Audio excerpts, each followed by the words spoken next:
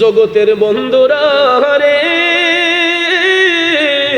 ও মুরব্বী বাবাজিরা গো, আমার সম্মানিত মা বোনরা যারা শুনছেন, আমার নবীজি আঙ্গুল মোবারক দিয়া চাঁদের দিকে ইশারা করতে দেরি হয়েছে, আকাশের চাঁদ দু টুকরো হইতে দেরি করে নাই। আমার নবীজি মুচকে হেসে বললেন, চাচা এবার দেখলেন তো আসমানের চন্দ্র দুই টুকরো হয়েছে। আবু জেহেল তখন জ্বলন্ত মুজেজা মুবারক দেখার পরেও আমার দয়াল নবীরে ডাক দিয়া কই, ভাতিজা আর কত জাদুগিরি করবা? জোরে কোন নাউজুবিল্লাহ। জ্বলন্ত মুজেজা মুবারক দেখার পরেও আবু জেহেল আমার নবীরে কয়, নবী নাকি জাদুকর? আপনারা বলেন আমার নবী কি জাদুকর? এরে বন্ধু, বেঈমান আবু জেহেল যখন নবীরে জাদুকর বলল, আমার নবীর অন্তর মুবারকের মধ্যে কষ্ট হয়েছে। নবীজির চোখের পানি মুবারক টপ টপ করে ঝরতে লাগলো। আমার আল্লাহ কুদরতের নজর দিয়া তাকাইয়া দেখে গো, আপন হাবিবের চোখের পানি মুবারক টপ টপ করে ঝরতেছে। আল্লাহ তাআলা ডাক দিয়া কয়, ও জিবরাইল, ও জিবরাইল রে, আবু জেহেল আমার বন্ধু নবী মুস্তাফার অন্তর মোবারকে কষ্ট দিয়া দিছে। আমার আল্লাহ ডাক দিয়া কই, জিবরাইল, আমার বন্ধু নবী মুস্তাফার সামান্যতম কষ্ট আমি আল্লাহ সহ্য করতে পারি না। যাও জিবরাইল যাও, আবু জেহেলের দাঁত ভাঙ্গা জবাব দিয়ে আসো, ওহী নিয়ে আমার বন্ধুর নিকট হাজির হইয়া যাও। সাথে সাথে আমার আল্লাহ ঘোষণা দিয়া জিবরাইল আলাইহিস সালামকে নবীর কদমে পাঠাইয়া দিলেন। কোরআনে পাকের আয়াত অবতীর্ণ হয়ে গেল, সূরা বাকারার 7 নম্বর আয়াত। আল্লাহ তাআলা আবু জেহেলের দাঁত ভাঙ্গা জবাব দিতে যাইয়া ঘোষণা দিলেন, বিসমিল্লাহির রহমানির রহিম।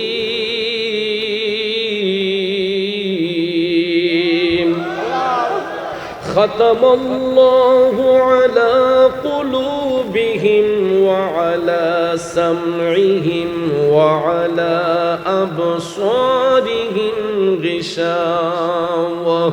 উচ্চস্বরে বলুন, ঘোষণাটা কার? আল্লাহ। আমার আল্লাহ বলতেছেন, খাতাম আল্লাহ, আমি আল্লাহ মোহর মেরে দিয়েছি, শিল মেরে দিয়েছি। এখানে বহু বচন শব্দ পরে আল্লাহ বলেছেন যে একজন নয়, শুধু আবু জেহেল নয়, কিয়ামত পর্যন্ত আবু জেহেল মার্কা যত মুনাফিক থাকবে, এই জন্য আল্লাহ কয় আলা কুলুবিহিম, সমস্ত মুনাফিকদের অন্তরে, ওয়া আলা সামিহিম, তাদের কর্ণসমূহের মধ্যে, ওয়া আলা আবসারিহিম গিশাওয়া, এবং তাদের দৃষ্টি শক্তির মধ্যে। এক কুসুমবাগের বাবাজিরা, আমার আল্লাহ বলেন আবু জেহেল মার্কা মুনাফিক যারা হবে, এদের অন্তরে আল্লাহ মোহর মেরে দিয়েছেন। কারণ এরা সত্য জিনিসটা চোখ দিয়া দেখবে, কান দিয়া শুনবে, এরপরও অন্তর দিয়া স্বীকার করবে না। যেই কারণে আল্লাহ তাআলা ঘোষণা দেন, ওয়ালাহুম আযাবুন আযীম।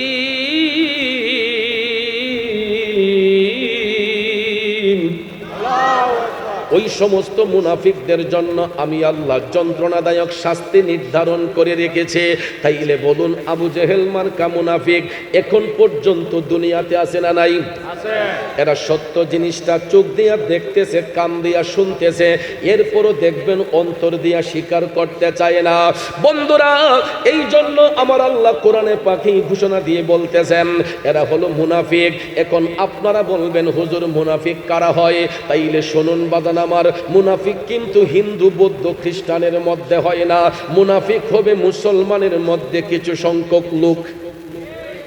কারণ হিন্দু, বৌদ্ধ, খ্রিস্টানের মধ্যে মুনাফিক বেঈমান এই কারণেই হয় না, কারণ এরা এমনিতেই বেদিন, এরা এমনিতেই দিনের বাহিরে। কিন্তু দিন ইসলামের দোহাই দিয়া যারা দিনের সঙ্গে প্রতারণা করে, ইসলামের সঙ্গে প্রতারণা করে, এদেরকে চিনা বড় মুশকিল হয়ে যায়।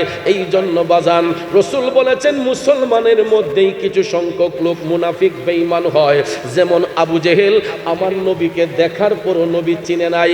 নবী না চিনার কারণে পরিণামটা ভালো হয়েছে না খারাপ হয়েছে? কথা কোন ভালো না খারাপ? কেমন খারাপটা? কারণ পৃথিবীর যত লক্ষ লক্ষ হাজী সাহেব সাহেবানাগণ যারা মক্কা শরীফ হজ করতে যান, বাইতুল্লাহ শরীফে 7টা চক্কর দিয়া, সাফা মারুয়াতে 7টা চক্কর দিয়া যখন বের হয়, নাক বরাবর সোজাসুজি হলো মিস্টার আবু জেহেলের বাড়ি। কথা কয় না? আপনারা বলেন আবু জেহেলের বাড়ি হেরেম শরীফের এত কাছে, এখানে কি থাকার কোনো রুম আছে? আরামের জন্য কোনো রুম আছে? কিন্তু একটা আরামের জন্য জায়গা করা হয়েছে। সমস্ত হাজী সাহেবরা পেশাব পায়খানা করার জন্য আমার আল্লাহ সুন্দর ব্যবস্থা করে দিয়েছে মিস্টার আবু জেহেলের বাড়ির মধ্যে। কথা বলেন ঠিক না বেঠি? কারণ বিয়াদবে রাসূল যারা নবীর দেখা পাবে না, ঠিক না বেঠি? গোলামে রাসূল হইবে যারা, নবীজি তাদের ভুলবেন না। আওয়াজ করে বলুন ঠিক না বেঠিক? আপনারা বলতে পারেন চৌধুরী সাহেব আপনি তো আশেক রাসূল বলেন নাই, গোলামে রাসূল বললেন কেন? এ বন্ধু শুনেন, আশেক রাসূল এটা এত সাধারণ উপাধি না, এটা অনেক উপরের দরজার একটা লকব। আমাদের মতো অযোগ্য নাচিস ব্যক্তিদের নামের আগে আশেক রাসূল শব্দটা বেমানান। কথা কই না? আমাদের মতো অযোগ্য নাচিস ব্যক্তিদের নামের আগে আশেক রাসূল শব্দটা মানায় না। কারণ বাজান রসুল তো এখন আমাদেরকে গোলাম বলে স্বীকার করেন নাই। এত চোখের পানি দেই, এত কান্না কান্দি রে, বলুন তো কয়দিন আমার নবীরে ঘুমের ঘরে মেহমান হিসেবে পাইছে? কয়দিন আমার নবীর দেখা পাইলেন? কতদিন কাটাই রাত কাটাই নবী দেখার জন্য। নবী যদি গোলাম বলেও স্বীকার করতেন, অন্তত একটা রাতেও তো নবী দেখতে পারতাম, ঠিক না বেঠি? ওই জন্য আশেক প্রেমিক আরজি দেয়, হলো কি জীবন দিয়ে দেব যদি নবী তুমি চাও, কলিজা টুকরা করে দেব যদি নবী তুমি চাও। ও গোয়ারি জি জানাই এই অধমে একবার দেখা দাও, হাবিবি ইয়া রাসূলুল্লাহ, হাবিবি ইয়া হাবিবাল্লাহ, বলো না ইয়া রাসূলুল্লাহ, বলো না ইয়া হাবিবাল্লাহ। কষ্ট হচ্ছে আমার বাবাজিরা, বন্ধুরে। আশেক রাসূল এটা মুখের কথা না, কারণ ডক্টরের ডিগ্রি অর্জন না কইরা নামের আগে যদি কেউ ডক্টর লেখে, এটা কি মানানসই হবে? দেখবেন সবাই ভুয়া ভুয়া কইয়া চিৎকার দিব। কথা কোন ঠিক কিনা? এফআরসিএস না হইয়া যদি নামের আগে কেউ এফআরসিএস লেখে, তাইলে মানুষ কি এটা হাসবে না? হাসবে না? এটা হাস্যকর বিষয়। আশেক রাসূল মুখের কথা না, আশেক রাসূল যিনি হবেন একটা মুস্তাহাব আমলও ছাড়তে পারে না। একজন আশেক রাসূল যদি হয় একটা মুস্তাহাব আমলও ছাড়তে পারবে না। এই জন্য গোলামি করতে করতে একদিন অটোমেটিকলি আশেকের খাতায় নাম উঠে যাবে। কারণ আশেক রাসূল যদি বলতে হয়, আশেক রাসূল ছিলেন আমার নবীর একজন শ্রেষ্ঠ খাদেম, নবীর একজন প্রেমিক, যার নাম হচ্ছে হযরতে ওয়াইস আল কারনী, ঠিক না বেঠিক? জাহিরি চোখ দিয়া কোনোদিন আমার নবীরে দেখেন নাই, ফেস টু ফেস কোনোদিন নবীর সঙ্গে সরাসরি সাক্ষাৎ হয় নাই, কিন্তু তিনি নীরবে নিস্তব্ধে আমার নবীকে পাবার জন্য নবীর সঙ্গে তিনি প্রেমের খেলা খেলেছেন। সুবহানাল্লাহ কম। আমরা তো দুনিয়াতে কত রঙের প্রেমের সম্পর্ক করি। নারী পুরুষের প্রেম হয়, বন্ধু বন্ধুর মধ্যে প্রেম হয়। অনেক সময় দেখবেন প্রেমের মধ্যে যদি প্রতারণা হয়, একজন আরেকজনের শত্রু হয়ে যায়, ঠিক কিনা বেঠিক? আমার নবীর সঙ্গে প্রেমের কালেকশন ফিট করলে দুনিয়াতে যেমন সম্মান, কবরে সম্মান, হাসরে সম্মান, মিজানে সম্মান। কথা বলেন ঠিক না বেঠিক? এই জন্য বন্ধুরা আমার বাবাজিরা গো, আশিক রাসূল যদি বলতে হয়, আশিক ছিলেন হযরতে ওয়াইস আল কারনী। এই জন্য কবি বলতেছেন, ও আশিকুন কা ऐसा बने हजरत वाइसुल करनी बने, हजरत वाइसुल करनी बने। ঠিক কিনা বলেন? উহুদের ময়দানে আমার নবীজি যখন উহুদের যুদ্ধের মধ্যে রাসূল যখন নেতৃত্ব দিচ্ছেন, রুমা পাহাড়ের অপোজিটের পাহাড়টাই হলো উহুদের পাহাড়। বন্ধু, আমার নবী যখন এই যুদ্ধের অংশগ্রহণ করলেন, কাফেরদের পক্ষ থেকে যখন পাথর মারা শুরু হয়ে গেল, হঠাৎ করে একটা পাথর যাইয়া আমার নবীজির দাঁত মোবারকের মধ্যে লেগে গেছে। দাঁত মোবারকে লাইগা নবীজির দন্ত মোবারকটা শাহাদাত বরণ করিয়া টপ টপ করে যখন রক্ত মুবারক ঝরতে লাগলো, বন্ধুরে আমার নবী তখন উহুদ পাহাড়ের পাশে যেখানে গিয়া বসেছিলেন, আজও পর্যন্ত ওই জায়গাতে নবীজির হাত মুবারকের ছাপ আছে, পাও মুবারকের ছাপ আছে। আমি 2017 সালে যখন মদিনা শরীফ গিয়েছিলাম, আমি নিজের চোখে ওই জায়গাটা দেখে এসেছি, কিন্তু বর্তমানে হাজী সাহেবরা দেখার সুযোগ হয় না, কারণ হাজী সাহেবরা সেখানে ভিড় করার কারণে সিমেন্ট দিয়ে ওই দেশের সরকার জায়গাটা বন্ধ করে দিয়েছে, এখানে চতুর্দিকে ব্যারিকেড দেয়া হয়ে গেছে, এই জন্য হাজী সাহেবদের যাওয়া সম্ভব হয় না। কিন্তু আমার নবী যেখানে বসছিলেন, হাত মুবারকের ছাপ, পাও মুবারকের ছাপ এখন পর্যন্ত আছে। বন্ধুরে আমার নবীজির ব্যথা হয়েছিল, দাঁত মুবারক যখন শহীদ হয়ে গেছে, রক্ত মুবারক যখন টপ টপ করে পড়তে লাগলো, বাজান আপনারা বলুন তো, তখন কি কোনো মোবাইল ফোন ছিল? না। অ্যান্ড্রয়েড ছিল না। গুগল সফটওয়্যার ছিল না। কোন ধরনের ইন্টারনেট ছিল না। এ বন্ধু, উহুদের ময়দানে নবীজির দাঁত মুবারক শহীদ হয়েছে, তখন কোনো ইন্টারনেট ছিল না, গুগল সফটওয়্যার ছিল না, কোনো নেট কানেকশন ছিল না, কিন্তু আমার আল্লাহ আদম সন্তানদেরকে সৃষ্টি করার পরে একটা সফটওয়্যার সৃষ্টি করে দিয়েছিলেন। প্রত্যেকটা মানুষের বাম স্তনের 2 আঙ্গুল নিচে এই সফটওয়্যারটার নাম হচ্ছে লাতিফায়ে কালব। নাম কি? এই কালবটার নাম, এই সফটওয়্যারের নাম হচ্ছে লাতিফায়ে কালব। এটা প্রত্যেকটা মানুষের বাম স্তনের 2 আঙ্গুল নিচে থাকে। জন্মের পরে এই কালবটা নূরান্বিত থাকে, আয়নার মতো ঝকঝকে পরিষ্কার থাকে। কিন্তু নারী পুরুষ যখন 12 বছর ওভার হয়ে যায়, আমাদের আরো 3 ধরনের নফসানিয়ত আছে। এর মধ্যে একটা নফসের নাম হচ্ছে নফসে আম্মারা, একটা নফসের নাম নফসে মুতমাইন্না, আর একটা নফসের নাম হচ্ছে নফসে লাওয়ামা। এই 3টা নফসের মধ্যে কঠিনতম একটা নফসের নাম হচ্ছে নফসে আম্মারা। 12 বছর ওভার হয়ে গেলে আমরা আস্তে আস্তে পাপের দিকে ড্রাইভার্ট হয়ে যাই, নফসে আম্মারার ধোঁকায় পড়িয়া নারী পুরুষরা যখন পাপ করতে শুরু করে, পাপ করতে করতে আয়নার মতো পরিষ্কার কালটা ঠিককার মতো অন্ধকার হয়ে যায়। আর দিল যখন অন্ধকার হয়ে যায়, তখন আর এই সফটওয়্যারে কোনো কাজ করে না, শুধু জাহিরি চোখ দিয়েই দেখা যায়, অন্তর চোখ দিয়ে আর কিছু দেখা যায় না।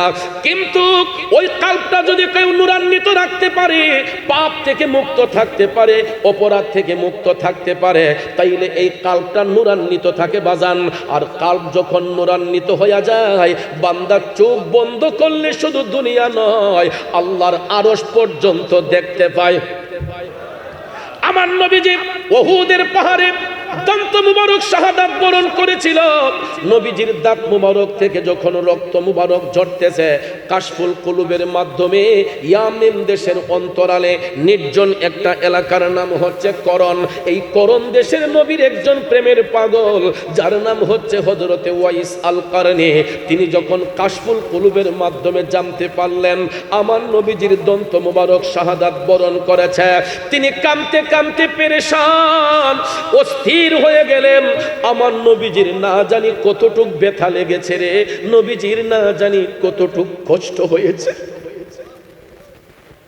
এ বন্ধু, একটাবার নিজের ডায়েরিটা হিসাব করে দেখে, এই বয়সে আমি আপনি কয় ফুটা নবীর জন্য চোখের জল দিয়েছি। ওয়াইস আল কারনী যখন তিনি জানতে পারলেন আমার নবীজির দন্ত মোবারক শাহাদাত বরণ করেছে, তিনি কাঁদতে কাঁদতে পেরেশান হইয়া ভাবতেছেন যে আমার নবীর ব্যথাটা কি পরিমাণ হয়েছে। এটা অনুভব করার জন্য তিনি প্রথমে নিজের উপরের পাড়ি থেকে একটা দাঁত মোবারক টান দিয়া খুললেন। আল্লাহু আকবার। সাধারণত আমার আপনার দাঁতে যদি ব্যথা হয়, আমার আপনার দাঁতে যদি ব্যথা হয়, একটা দাঁতের চিকিৎসা করার জন্য আমরা ডেন্টালিস্টের কাছে যখন যাই, তখন দেখবেন ডাক্তার সাহেব ইনজেকশন দিয়া জায়গাটারে অচেতন করে।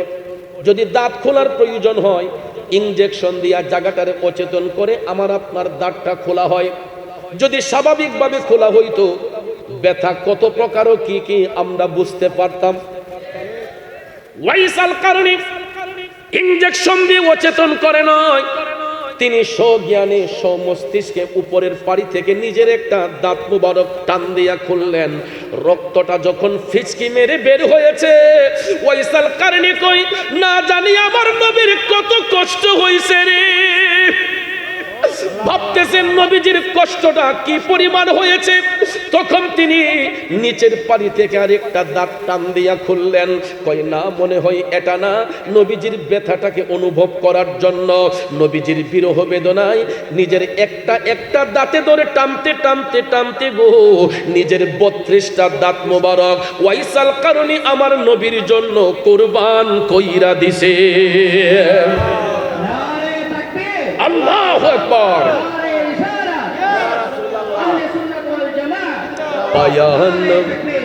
पाया नबी को एक दांत पर उनको 32 घराना खुलोगी इश्क नबी दिल में पैदा करो, क्या रसूल खुदा को भूलोगी।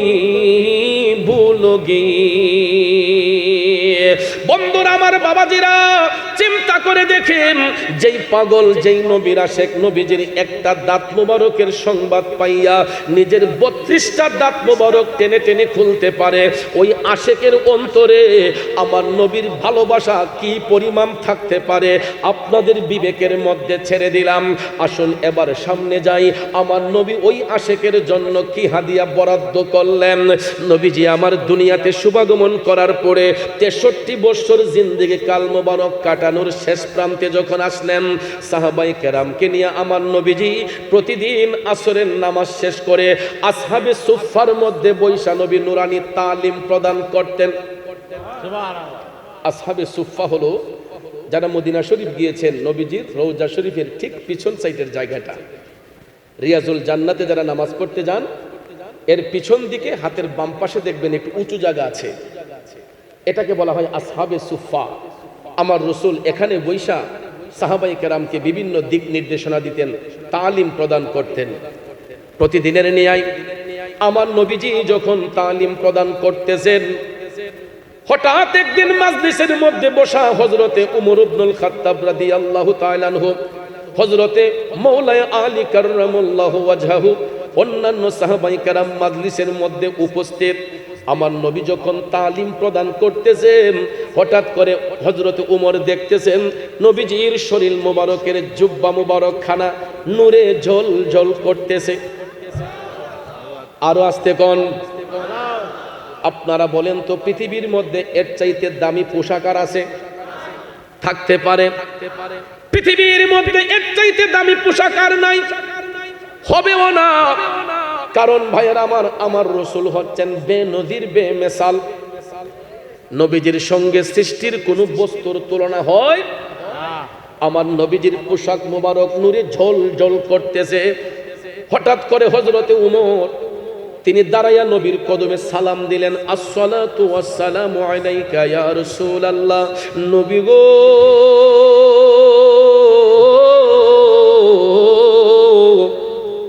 ওগো মায়ার নবীজি, আমি উমর আপনার কদমে একখানা আরজি পেশ করতে চাই। আমার নবী মুচকি হেসে দিয়ে বললেন, উমর কি আরজি পেশ করবা? হযরতে উমর ডাক দিয়া কই, নবী গো, আপনার জুব্বা মোবারক খানা নূরে ঝলঝল করতেছে। ইয়া রাসূলুল্লাহ, নবী গো, আমি আপনার নুরানি কদম মুবারকে জানতে চাই, যেই দিন আপনার বেসাল মুবারক হবে, ইন্তেকাল মুবারক হবে নবী গো, আপনার এই জুব্বা মুবারক খানা আমরা কি করব, কাকে দান করব? নবী গো, এটা নিয়ে তো অনেকেই টানা হেঁচড়া করবে। আপনার নুরানি জুব্বা মুবারক খানা আমরা কি করতে পারি, কাকে দান করব? হযরত উমর ভেবেছিলেন নবীজি হয়তো বলে দিবেন, উমর তুমি নিয়ে নিও। আমার নবী উত্তর করলেন না। হযরতে উমর বসে রইলেন। কিছুক্ষণ পরে মুশকিল কুশা শেরে খোদা মাওলানা আলী তিনিও দাঁড়াইয়া আমার নবীকে সালাম দিলেন। নবী গো, আমি আলীও জানতে চাই নবী গো, আপনার এই জুব্বা মুবারক খানা কি করব, কাকে দান করব? আমার নবী উত্তর করেন নাই। কিছুক্ষণ পরে দেখা যায় নবীজির চোখের পানি মুবারক টপ টপ করে ঝরতেছে। আমার নবীর চোখের পানি মুবারক দেখা হযরতে উমর রাদিয়াল্লাহু তাআলা আনহু বললেন, নবী গো, ওগো মায়ার নবীজি, আমরা গোলামরা কি কোনো কারণে আপনার অন্তর মুবারকে কষ্ট দিয়েছি? আমার নবী কয়, না রে সাহাবারা, তোমরা আমাকে কখনো কষ্ট দিতে পারো না।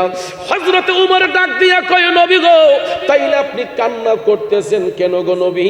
কোনোদিন তো আপনার এই রকম ভাবে কান্না করতে দেখি নাই। আমার নবী বলতেছেন, উমর ও আলী শুনো, আমি এই মুহূর্তে আমার একটা পাগলার কথা স্মরণ কইরা কান্দি। সুবহানাল্লাহ। হযরতে উমর ডাক দিয়া কয়, নবী গো, ওগো মায়ার নবীজি, কে সেই ভাগ্যবান পাগল যার জন্য দয়াল নবী চোখের পানি ছাইরা কান্দে? এই পাগলটা কে নবী গো, যার জন্য দুজাহানের বাদশা নবী চোখের পানি ছাইরা কান্দে? আমার নবী তখন ডাক দিয়া কয়, ওমর, তোমরা তাকে কোনোদিন দেখো নাই? তার নাম হচ্ছে ওয়াইস। নাম কি? সাহাবায়ে কেরাম বললেন, নবী গো, উনি কোথায় থাকে? আমার নবী লোকেশন বলে দিলেন। ইয়ামেন দেশের অন্তরালে নির্জন একটা এলাকার নাম করন। এই করন দেশের মধ্যে আমার পাগল ওয়াইস বসবাস করে। রাসূল ডাক দিয়া বললেন, ওমর, যেই দিন আমার বেসাল হয়ে যাবে, আমার যেদিন বেসাল হবে, তোমরা আমার এই জুব্বা নিয়ে কেউ টানাটানি করবা না। আমার নবী তখন পরামর্শ দিলেন, উমর, যদি কোনো কারণে তোমার ইয়ামেন দেশে যাওয়া হয়, কোনোদিন যদি সেখানে তোমরা যাইতে পারো, আমার এই জুব্বাখানা সাথে নিয়ে যাইও। আমার পাগল ওয়াইসের সাথে কোনোদিন যদি কোনো জায়গায় তোমাদের সাক্ষাৎ হইয়া যায়, আমি নবীর পক্ষ থেকে তার আগে সালাম দিও, আর আমার গুনাহগার উম্মতের জন্য একটু দোয়া করতে বলিও। আর পরিশেষে আমার পক্ষ থেকে আমার এই ব্যবহৃত জুব্বাখানা আমার পাগল ওয়াইসকে তোমরা হাদিয়া দিয়াইছো।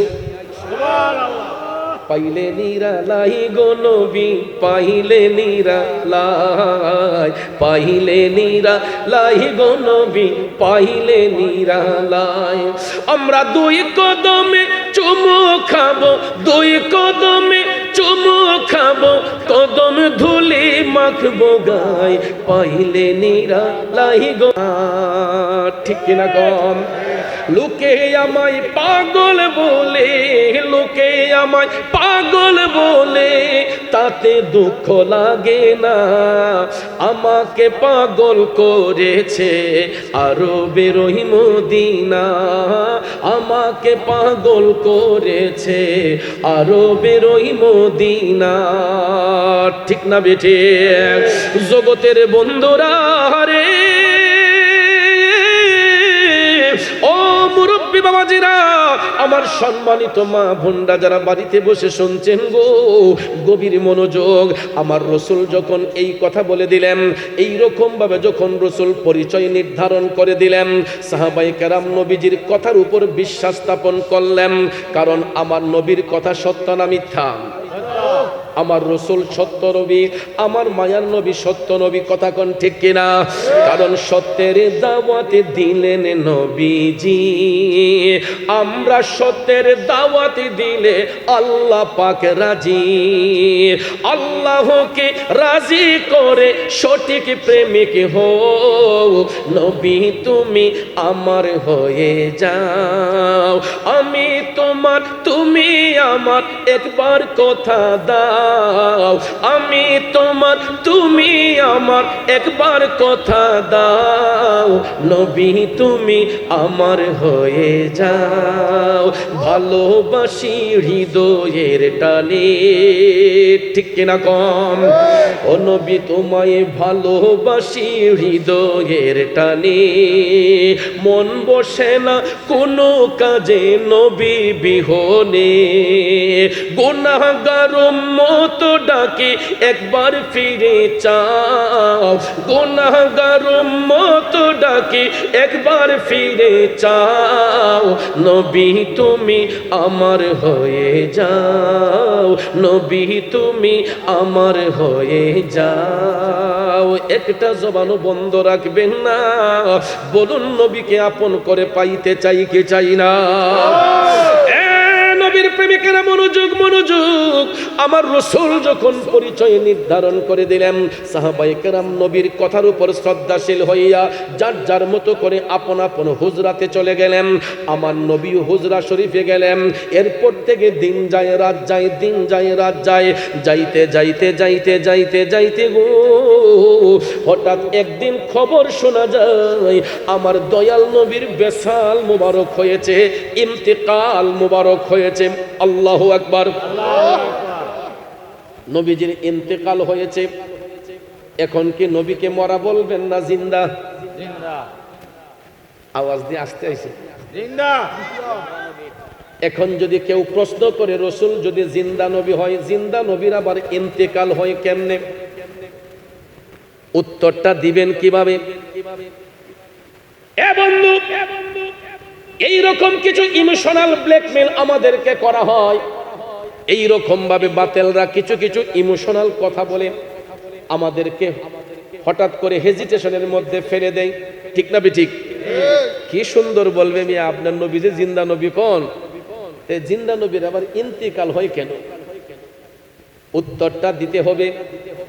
এই উত্তরটা দেওয়ার জন্য আপনাকে আমাকে মাদ্রাসার বারান্দায় যেতে হবে না, জাস্ট আকল দিয়া বিবেক দিয়া ওই প্রশ্নকারীকে একটু শুধু বলবেন, ভাই আপনি বলুন তো রসুল কি শিখতে আসছেন নাকি শিখাইতে আসছেন? শিখাইতে আসছেন। বলেন। প্রশ্নকারীকে বলবেন, ভাই আপনি বলেন তো আমার নবী কি শিখতে আসছেন না শিখাইতে আসছেন? শিখাইতে আসছেন। আল্লাহ ব্যতীত আমার নবীর কোন শিক্ষক আছে? থাকতে পারে? এ বন্ধু, কেমন শিক্ষক কেমন ছাত্র? আল্লাহ পাকের উপাধি হলো রব্বুল আলামিন, আমার নবীর উপাধি হলো রহমাতাল লিল আলামিন। খুব মনোযোগ। আলাম হচ্ছে এক বচন, এর বহু বচন হচ্ছে আলামিন। আলাম দ্বারা একটা জগৎকে বোঝানো হয়, আর আলামিন দ্বারা আল্লাহর কুল কায়নাতকে বোঝানো হয়। আল্লাহ হচ্ছেন রব্বুল আলামিন, গোটা জাহানের পালন করতাম। আমার আল্লাহ কই যেখানে আমি গোটা জাহানের পালন করতাম সেখানে আমার হাবিব হবে রহমাতাল লিল আলামিন, গোটা জাহানের জন্য রহমত। শুধু কি দুনিয়াতে? আমার নবী দুনিয়াতে রহমত, কবরে রহমত, হাসরে রহমত, মিজানে রহমত, ফুলসিরাতে রহমত।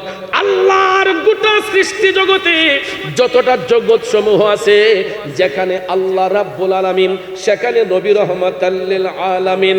এখন আরো চমৎকার কি আলোচনা দেখেন। রাব্বুল আলামিন লিখতে আরবি যতটা অক্ষর লাগে, রহমাতাল লিল আলামিন লিখতে আরবি ততটা অক্ষর লাগে। সুবহানাল্লাহ। এ বন্ধু, লা ইলাহা ইল্লাল্লাহ কালেমা লিখতে আরবি যতটা অক্ষর লাগে, একটু প্র্যাকটিক্যালি প্রমাণ নিয়ে দেখবেন, লা ইলাহা ইল্লাল্লাহ কালেমা লিখতে আরবি যতটা অক্ষর লাগে, মুহাম্মদুর রাসূলুল্লাহ লিখতে আরবি ততটা অক্ষর লাগে। বাজানো, মক্কাতুল মুকাররমা লিখতে আরবি যতটা অক্ষর লাগে, মদিনাতুল মুনাওয়ারা লিখতে আরবি ততটা অক্ষর লাগে, মসজিদ লিখতে যতটা অক্ষর লাগে, মাদ্রাসা লিখতে ততটা অক্ষর লাগে। তাইলে নামের সাথে নাম মিলাইয়া আপন হাবিবকে ইজ্জত দিছেন কে? আল্লাহ দিয়েছেন নবীকে সম্মান, তোমারই হিংসাই হবে কি? আল্লাহ দিয়েছেন নবীকে সম্মান, ঠিক না বিঠিক? ওয়ারাফা'না লাকা যিকরাক, আল্লাহ কয় ওগো হাবিব, দুনিয়ার মোল্লা মুন্সি আপনাকে ইজ্জত দিলেই কি না দিলেই কি, ও হাবিব আপনার ইজ্জত আপনার প্রশংসা আমি আল্লাহ বুলন্দ করেছি, ঠিক কিনা বলেন? বন্ধুরা আমার নবীর ইন্তেকাল কেন হলো? একমাত্র আমাদেরকে শিক্ষা দেওয়ার জন্য। কুল্লু নাফসিন যায়িকাতুল মাউত, প্রত্যেক আত্মাকেই মৃত্যুর স্বাদ গ্রহণ করতে হবে। একমাত্র ওই জিনিসটা শিখাইবার জন্য, বুঝাইবার জন্য আমার নবীর ভেসাল হয়েছে, ইন্তেকাল হয়েছে। এখন পার্থক্যটা কোন জায়গায়? পার্থক্যটা হলো আমি আপনি যখন মারা যাই, মসজিদের মাইকে এলান করা হয় জানাজার নামাজ আছে না নাই?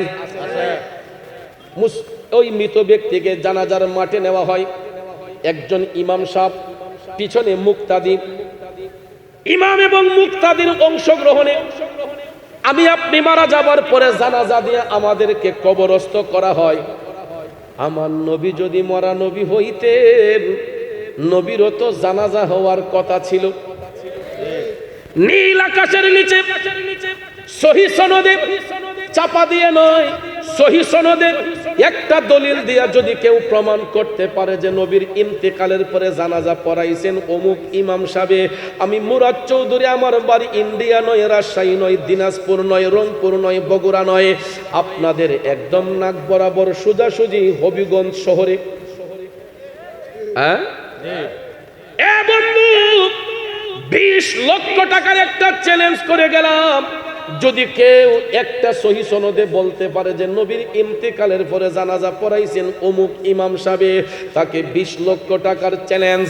এই কারণেই দিছি বাজান, ছোট মানুষ, কারণ আমার 20 পয়সাও দিতে হবে না, মৌলভী সাহেব একটা দলিলও দিতে পারবে না, কারণ পৃথিবীর মধ্যে এমন যোগ্যতা সম্পন্ন ইমাম আল্লাহ পয়দা করে নাই যে আমার নবীর জানাজার নামাজ পড়াইবে, ঠিক না বেটে?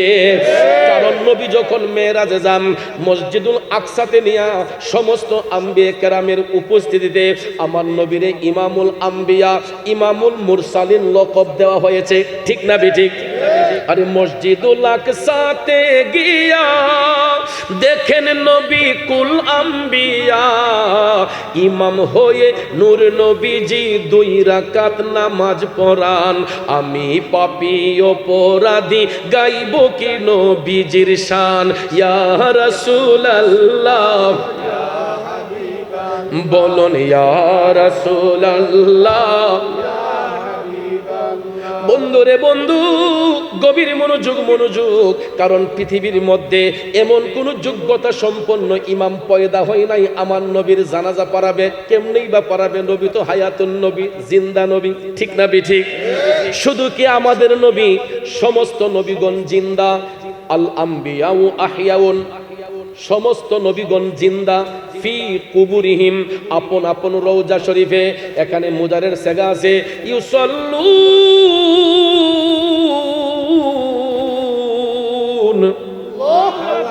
তারা নির্দিষ্ট টাইমে সালাত আদায় করতেছেন, করবেন, করতে থাকিবেন, ঠিক না ঠিক? বন্ধুরা আমার, শুধু আমাদের নবী নয়, সমস্ত নবীগণ জিন্দা, আপন আপন রওজা পাকে তারা নির্দিষ্ট টাইমে সালাত আদায় করেন, তারা আল্লাহর পক্ষ থেকে রিজিক প্রাপ্ত। সুবহানাল্লাহ কি বলবেন না? যাক বাজাম, এখন আপনারা বলুন রাসূল মরা না জিন্দা? যাক, এখানেই থাকুক, আসুন মূল বক্তব্য চলে যাই। আমার নবীর বেসাল মুবারকের পরে ওসিয়ত পালনের জন্য হযরতে উমর ইবনুল খাত্তাব রাদিয়াল্লাহু তাআলা আনহু শেরে খুদা মৌলা আলীকে সাথে নিয়ে ইয়ামেন দেশে সফরে বের হলেন, রাজাদের অন্তরটারে মোমের মতো গলাইয়া দিছে। কথা বলেন ঠিক কিনা? কারণ আল্লাহর ওলিদের অন্তরে ছিল এশকের আগুন। কিসের আগুন? এশকের আগুন। আর হিন্দুদের অন্তরে ছিল দেবদেবীর আগুন। কথা কোন ঠিক কিনা? এশকের আগুনের কাছে যখন দেবদেবীর আগুন যখন গিয়েছে, এটা পুরে ছাই হয়ে গেছে। কথা কোন ঠিক না বেঠিক? অনেক হিন্দু রাজারা শাহজালাল রহমাতুল্লাহ আলাইহিকে দেখে এরা মোমের মতো গলিয়া কালেমা পড়েছে, আর কিছু কিছু হিন্দু রাজা এরা পতন হয়েছে, ধ্বংস হয়ে গেছে। কথা কোন ঠিক না বেঠিক? আর এই আল্লাহর ওলি শাহজালাল রহমাতুল্লাহ আলাইহির উসিলায় আজকে বাংলাদেশের মধ্যে বর্তমানে 95% মুসলমান বাস করতেছে। কথা বলেন ঠিক কিনা? এই জন্য মিয়া ওলিদের সাথে বিয়াদবি করবেন না, ওলিদের সাথে দুশ্মনী করবেন না, কারণ ওলিরা হচ্ছে এই জমিনের খুঁটি। ঠিক না বেঠিক? আসমানের কোনো পিলার আছে? এই যে প্যান্ডেলটা বানিয়েছেন, পিলার লাগছে না?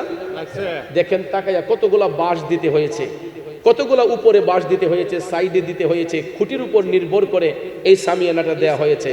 আমরা তো নিচ থেকে তাকাইলে দেখি আসমানের কোনো খুঁটি নাই, কিন্তু অন্তর চক্ষু দিয়া তাকাইলে দেখবেন আসমানটাও খুঁটির উপর নির্ভরশীল। আসমানের খুঁটি হলেন এই জমিনে নেককার সালেহীন বান্দারা।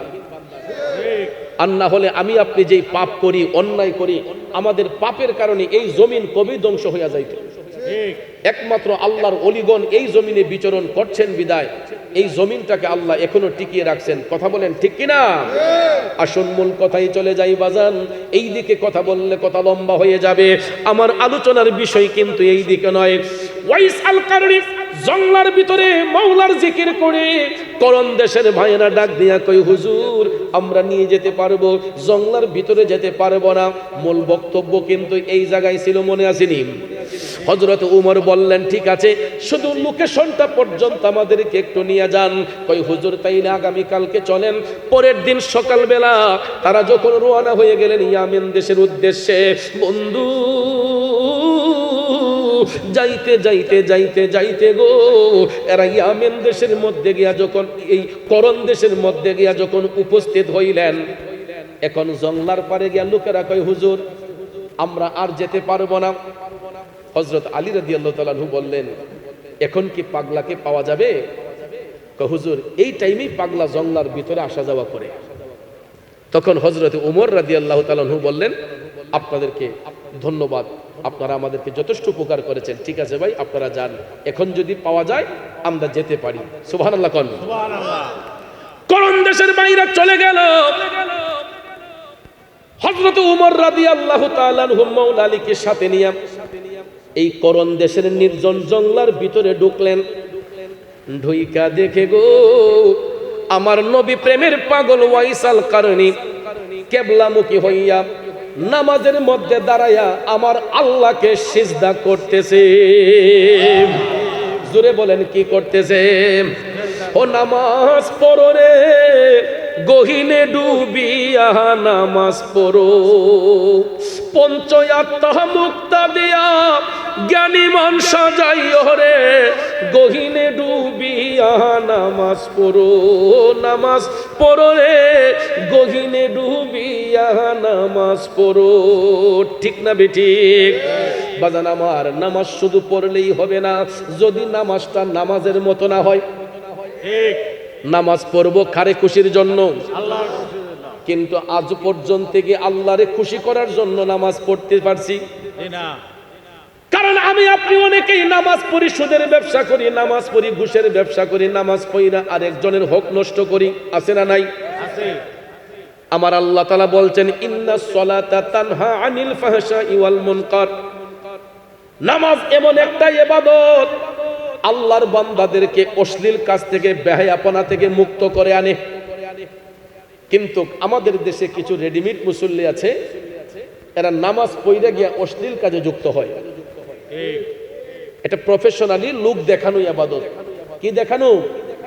এদের অন্তরে আল্লাহর ভয় নাই, মানুষের ভয়ে সমাজের কাছে ভালো সাজার জন্য এরা দেখবেন গিয়া মসজিদের মুসল্লি হয়, আল্লাহকে খুশি করার জন্য নয়। রেডিমেড মুসল্লি, এরা নিজের সম্মান রক্ষার জন্য মসজিদের কাতারের মুসল্লি হয়। আবার দেখবেন কিছু কিছু মুসল্লি নামাজ পড়া কেরাত যদি একটু লম্বা হয়, ইমাম সাহেব হুজুরে গিয়া সেড মারে। কিতা আজকে কিতা কোরআন শরীফ পুরাটি পড়ে নিলে একটু ছোট করে পড়ন জানা। এরপরে কিছু কিছু বিচার পঞ্চায়েত বইলে দেখবেন মসজিদের ইমাম সাহেবরে মুরব্বীর আগে গিয়ে টিপ মারে, হুজুর আজা করলাম একটু বাচ্চা করে ফিরে আসেনি মিয়া। চাকরি বাঁচাবার জন্য অনেক ইমাম সাহেবরা তাদের কাছে জিম্মি হইয়া যায়। এক যুবক বন্ধুরা আমার বাবাজিরা, ওই ইমাম সাহেব যদি তাদের জিম্মি হইয়া যায় তাইলে ধারণা করবেন এই ইমাম সাহেবের পিছনে নামাজ পড়া যাবে না। কারণ ইমাম সাহেব তাদেরকে ভয় করছে, আল্লাহরে ভয় করে নাই। কারণ ইমাম শব্দের অর্থই হচ্ছে নেতা, ঠিক না ঠিক? নামাজে কেরাত কোন ওয়াক্তে কোন সময় লম্বা হবে, কোন সময় শর্ট হবে, ইমাম সাহেব ভালো বুঝবে, ঠিক কিনা কম? আপনি বলার কে? আর বলবেনই না কিভাবে? আপনারা তখন গুসা করবেন শুনলে। বর্তমানে অনেক মসজিদ কমিটির মুতল্লি হয়, ক্যাশিয়ার হয়, সেক্রেটারি হয়, সুদকুর ঘুষখোর। ইতাই বাইরে খাইতে খাইতে মসজিদের ভিতর মধ্যে খাইলে না মিশা হইলাম। এই জন্য একজন কবি বলেছেন, ওরে বাগানে ফুটে নানান ফুল, সকল ফুলে বসে না রে ভ্রমরা বুলবুল। আরে পদ্ম ফুল তুলিতে যাইও, জার্মনির ফুল তুইল না, অজ্ঞানী কি চিন্ত পারে আকবরি সোনা। কষ্ট হইছে বাজান? রাগ করছেন নি বাজান? সুদকুর ঘুষকুরকে মসজিদের মুতল্লি বানাবেন না, সেক্রেটারি বানাবেন না, ক্যাশিয়ার বানাইবেন না, 5 ওয়াক্ত নামাজ পড়েন না। একজন ধার্মিক ব্যক্তি যদি গরিব হয়, ওই গরিব লোকটারে দেইখা মসজিদ কমিটির সভাপতি সেক্রেটারি বানাইয়েন, এরপরও আল্লাহর ঘরের হেফাজত হবে। কথা কোন ঠিক কিনা?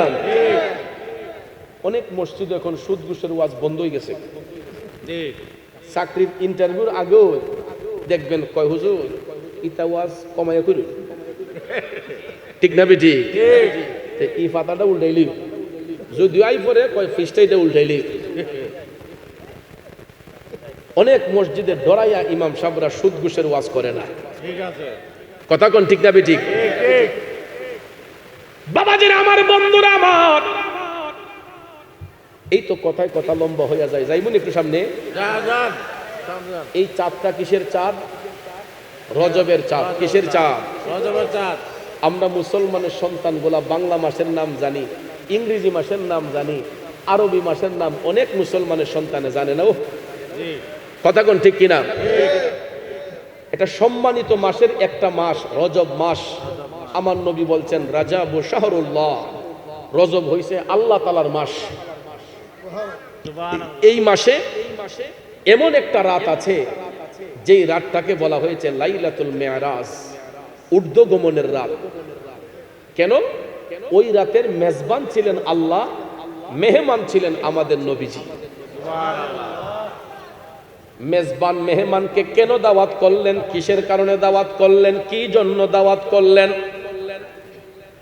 আমার আল্লাহর কুদরতি কালামে যত আশ্চর্যান্বিত বিষয় আছে, যেইগুলা সবার ধারণার বাহিরে, সমস্ত নবীগণের ধারণার বাহিরে, ফেরেশতাদের ধারণার বাহিরে, আল্লাহর কুদরতি কালামে যত আশ্চর্যান্বিত বিষয় আছে, সব কিছু আপন হাবিবকে দেখাইবার জন্য, জানাইবার জন্য আমার আল্লাহ রজব মাসের 26 তারিখ দিবাগত রাত 27-এর রজনীতে আপন হাবিবকে ইনভাইট করেছিলেন।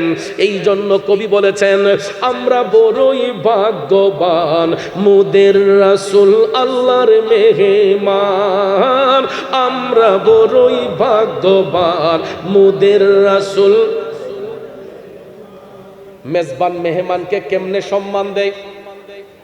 আমরা যখন মেজবান হই, আমাদের বাড়িতে মেহমান আসলে দেখবেন আমরা হাইটা হাইটা আমাদের সবকিছু দেখাই, যে ভাই সাহেব ইডা করছি, ইডা করছি, সবকিছু আমরা হাইটা হাইটা দেখাই। মেহমানের জন্য সব ওপেন থাকে, ঠিক কিনা? আমার নবী যখন প্রথম আসমানে গেলেন, প্রথম আসমানে যাইয়া বাবা আদম আলাইহিস সালামের সাথে সাক্ষাৎ। সেখানে যাওয়ার পরে আল্লাহ রাব্বুল আলামিন জান্নাত এবং জাহান্নামকে সুসজ্জিত করে রাখছেন নবীজিকে দেখাইবার জন্য। আদম নবী বলতেছেন, ইয়া রাসূলুল্লাহ, দুইটাই আল্লাহ আপনার জন্য সাজিয়ে রাখছে, আপনি আগে চাইলে জান্নাতও দেখতে পারেন, জাহান্নামও দেখতে পারেন। নবীজির খাদেম জিবরাইল আলাইহিস সালাম আমার রাসূল বললেন, ও জিবরাইল, আমি জান্নাত পরে দেখব, আগে জাহান্নাম দেখতে চাই। সুবহানাল্লাহ বলেন না। রাসূল বললেন, আমি জান্নাত পরে দেখব, আগে জাহান্নামে ঢুকবো। আমার রাসূল যখন জাহান্নাম দেখার ইচ্ছে পোষণ করলেন, তখন জিবরাইল বলতেছি, ইয়া রাসূলুল্লাহ, আপনার মর্জি। নবী বলেন, চলো। জাহান্নামের গেটে গিয়া রাসূল যখন দাঁড়ালেন, এটা সঙ্গে সঙ্গে ওপেন হইয়া গেছে। কারণ অটো ডোর দেখবেন আমাদের দেশে এখনো কিছু সেন্সরের মাধ্যমে অটো ডোর আছে না? এটা কোনো সিকিউরিটি লাগে? কোনো সিকিউরিটি লাগে না, গিয়া দাঁড়াইবেন, আমাদের শরীরের সাথে এটা ব্লাড কানেকশনের সাথে জড়িত, ঠিক না ঠিক? মানুষের ব্লাড কানেকশন এই সেন্সরের সাথে যখন থাকে তখন এটা ওপেনলি খুলে যায়, কথা কোন ঠিক না ঠিক? তো এই অটোডোরের আবিষ্কার কোত্থেকে হয়েছে জানেন? বিজ্ঞানীকে জিজ্ঞেস করলে বিজ্ঞানী বলবে যে আমার রাসূল যখন এই জান্নাত জাহান্নামের গেটে দাঁড়িয়েছিলেন তখন এটা ওপেনলি খুলে গিয়েছে। সুবহানাল্লাহ বলেন। সুবহানাল্লাহ। এই রাসূলের এই জিনিসটাকে, এই হাদিস শরীফটাকে রিসার্চ করে বিজ্ঞানীরা অটোডোরের আবিষ্কার করেছে। আমার রাসূল জাহান্নামের গেট দিয়ে প্রবেশ করেই দেখতেছেন দুর্গন্ধ পাওয়া যায়। কি গন্ধ? দুর্গন্ধ। একটু দূর সামনে যায় নবী দেখতেছেন কিছু কিছু লোক দেখা যায় যাদের পেট গোলা অনেক উঁচা উঁচা, পেটের চামড়া গোলা খুবই পাতলা, সাপ বিচ্ছু গোলা এদের পেটের মধ্যে কিলকিল করতেছে। নাউজুবিল্লাহ কোন। দয়াল নবী টপ টপ করে চোখের পানি ছেড়ে কান্দে। জিবরাইল আলাইহিস সালাম ডাক দিয়া কই, নবী গো, ইয়া রাসূলুল্লাহ, এরা আপনার উম্মতের মধ্যেই একদল লোক দুনিয়ার জমিনে এরা ইন্টারেস্ট খাইতো। কি খাইতো? ইন্টারেস্ট। এটার অপোজিট নামটা কি? সুদ। মাশাআল্লাহ, সবাই তো জ্ঞানী মানুষ।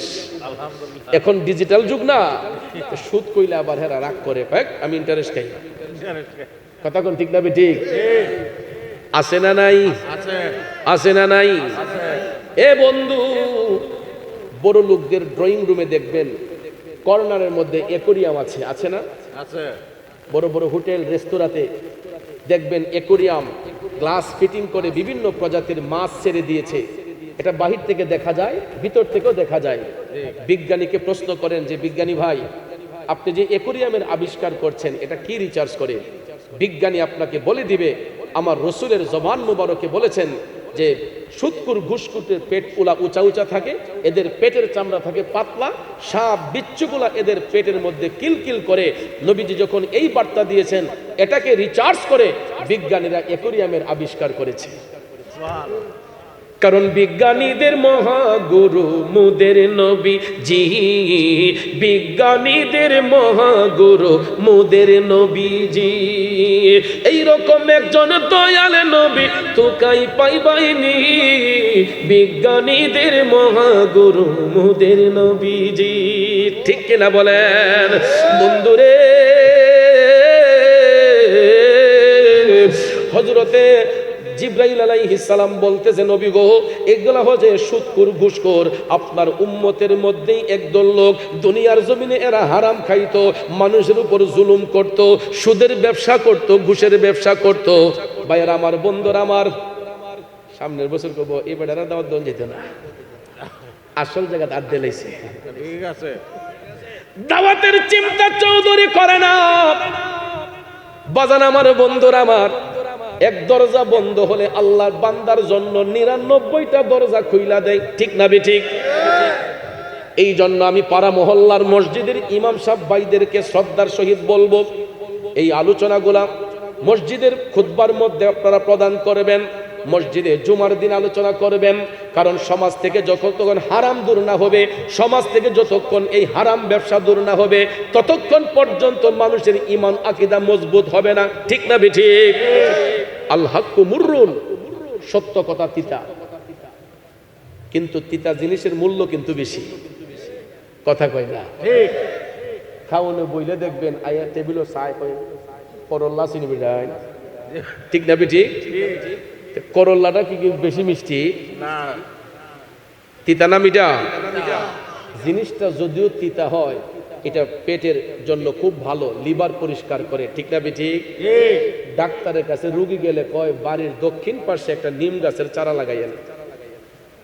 কি মিয়া, এত চারা তুইয়া ডাক্তারে নিম গাছের চারা লাগাইবার কথা বলে, নিম গাছটা কি খুব বেশি মিষ্টি নাকি? নিম পাতা তিতা না মিঠা? যারা জীবনে একবার খাইছে তিতা কত প্রকারও কি কি বলতে পারবে। কথা বলেন বন্ধুরা আমার, জিনিসটা যদিও তিতা হয়, এটা একটা ঔষধি গাছ, শ্বাস প্রশ্বাসের জন্য ভালো, ঠিক না বেঠিক? অক্সিজেন সুন্দর রাখে, এই জন্য ডাক্তার সাহেব এই তিতা নিম গাছের চারা লাগাবার পরামর্শ দিয়েছে, করল্লা খাওয়ার পরামর্শ দিয়েছে, কারণ তিতা জিনিসের মূল্য বেশি। ঠিক তদ্রূপভাবে আল্লাহ কুমুরুন, সত্য কথাগুলা তিতা লাগে, কিন্তু তিতা জিনিসটা কিন্তু মূল্য বেশি থাকে, ঠিক কিনা কর বন্ধু? জিবরাইল আলাইহিস সালাম কয় নবী গো, এই সুৎকুর ঘুষকুরের পেটের মধ্যে যেই সাপে কামড়ায়, একটা সাপ যদি দুনিয়াতে বের হইয়া শুধু একবার শ্বাস মারে, এই সাপের বিষে গোটা পৃথিবীটা অন্ধকার হয়ে যাবে। চিল্লায়া কন নাউজুবিল্লাহ।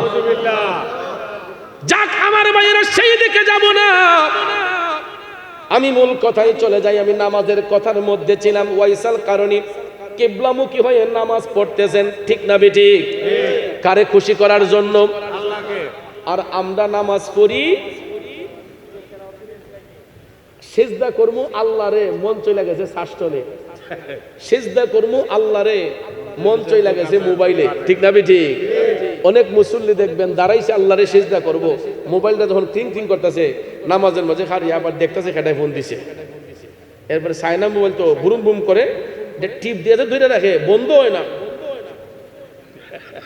ঠিক না বেঠিক? এরপরে মোবাইলটা টিপ দিয়ে বন্ধ কইরা আবার তাই নামাজও হারুইছে। এটা কি নামাজ নাকি দুকাবাজি? নামাজে দাঁড়াইলে দিদার হয় কার সাথে? আল্লাহর সাথে। নামাজে দাঁড়াইলে কথা হয় কার সাথে? আল্লাহর সাথে। এ বন্ধু, আমরা তো দিদারও করতে পারি না, কথাও বলতে পারি না। বলবেন হুজুর, নামাজে দাঁড়াইলে আল্লাহর সাথে কথা হয় কেমনে? কারণ যখন আমরা নামাজে ইক্তেদাই তো বিহাজাল ইমাম বলে দাঁড়াই অথবা একাকী দাঁড়াই, মনে রাখবেন মুসল্লি যতক্ষণ কোরআনে পাকের আয়াত তেলাওয়াত করে, সূরা কালাম পাঠ করে, কোরআনের প্রত্যেকটা আয়াত কার বাণী? নামাজে দাঁড়াইয়া যতক্ষণ কোরআন তেলাওয়াত করা হয়, বুঝতে হবে আল্লাহর সাথে বান্দার কথাবার্তা চলতেছে। সুবহানাল্লাহ কি বলবেন না? এই জন্য বাজান, নামাজ লোক দেখানো পড়লে হবে না, নামাজ পড়তে হবে একমাত্র আল্লাহকে খুশি করার জন্য। বন্ধুরে, কথাই কথা লম্বা হয়ে যাবে, এই জন্য সেই দিকে আমি যাচ্ছি না। ওয়াইসাল কারণে রিয়া মুক্ত থাকার জন্য, লুকালয়ের অন্তরালে নির্জনে আইসা তিনি ফখর মুক্ত হওয়ার জন্য, আল্লাহকে রাজি খুশি করার জন্য তিনি সিজদারত অবস্থায় যখন নামাজটা পড়া ওয়াইসাল কারণে সালাম ফিরালেন, পিছন থেকে হযরতে উমর সালাম দিলেন, আসসালামু আলাইকুম ওয়া রাহমাতুল্লাহ। ওয়াইসাল কারণী চমকে উঠছে, কই কি রে, আজ পর্যন্ত তো কোনো মানুষ এখানে ঢুকতে দেখলাম না, আমার মতো কোন পাগল আবার ঢুকলো? পিছন দিকে তাকাইয়া দেখতেছে নূরান্বিত চেহারার অধিকারী দুইজন আল্লাহর মেহবুব বান্দা ওয়াইসাল কারণীকে লক্ষ্য করে সালাম দিয়েছে। ভাইয়ের আমার, সালামের জবাব দেওয়া কি ওয়াজিব? তখন ওয়াইসাল কারণীর সাথে সাথে বললেন, ওয়া আলাইকুমুস সালাম ওয়া রাহমাতুল্লাহি ওয়া বারাকাতুহু। উভয়ের মধ্যে যখন সালাম বিনিময় হয়ে গেল, এখন কুশল বিনিময় করার জন্য হযরত উমর আরেকটু এগিয়ে বলতেছেন, কিছু মনে না করলে তোমার নামটা জানতে পারি? ওয়াইসাল কারণী কয়, আমি আল্লাহর বান্দা। কি কয়? আমি আল্লাহর বান্দা। জিজ্ঞাসের নাম, কয় আমি আল্লাহর বান্দা। হযরত উমর বলতেছেন, আমরা তো আল্লাহর বান্দা ভাই, বলেন না আপনার নামটা কি? তখন বলে, আমি এমন একজন নবীর উম্মত যিনি রাহমাতাল লিল আলামিন। হযরত আলীর তখন মনে পড়ে গেল, আমার নবী তো বলেছিলেন এত সহজে সে তার নাম পরিচয় বলবে না। মিলতাছে নি? আমার নবী ভবিষ্যৎবাণী দিয়েছিলেন এত সহজে সে তার নাম পরিচয় বলবে না। হঠাৎ করে তাকাইয়া দেখলেন ডান হাতটা সত্যি সত্যি মুঠ করা। আমার নবী বলছিলেন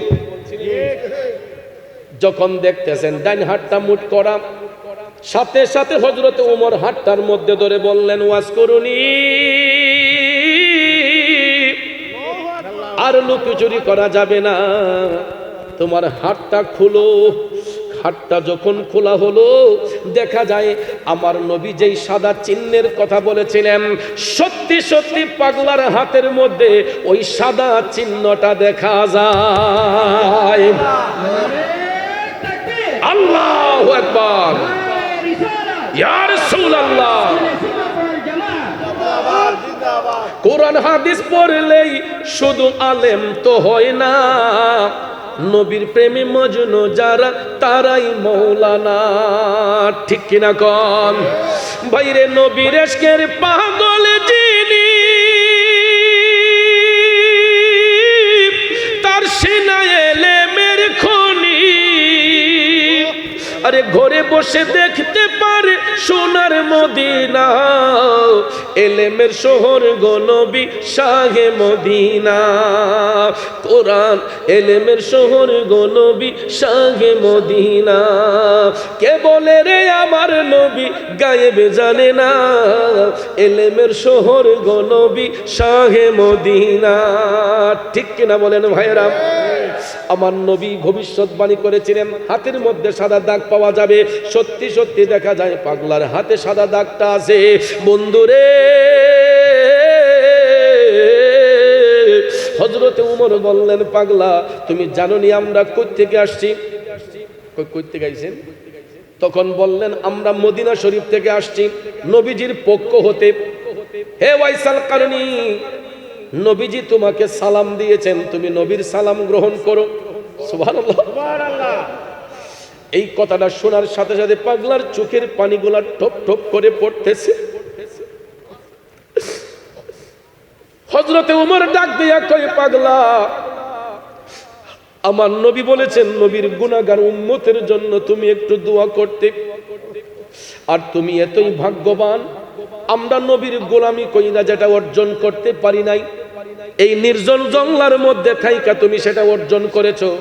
নেও পাগলা নেও, আমার নবীর ব্যবহৃত এই জুব্বা মুবারক দয়াল নবী এটা তোমার জন্য বরাদ্দ রেখেছেন। সুবহানাল্লাহ। ওয়াইসাল কারণে আমার নবীজির জুব্বা মুবারক কানা হাতের মধ্যে লইয়া বুকের সাথে মিশাইয়া টপ টপ করে চোখের পানি ছাইরা কামতেছে। এই পানি কিন্তু কষ্টের পানি না। কান্না কয় ধরনের? একটা হচ্ছে কষ্টের কান্না, একটা আনন্দের কান্না। একটা আনন্দের কান্না, একটা কষ্টের কান্না। দেখবেন মানুষ যখন বেশি খুশি হয়, বেশি আনন্দ হয়, দেখবেন বেশি খুশিতে অনেকের চোখের পানি চলে আসে। আছে না বাজান?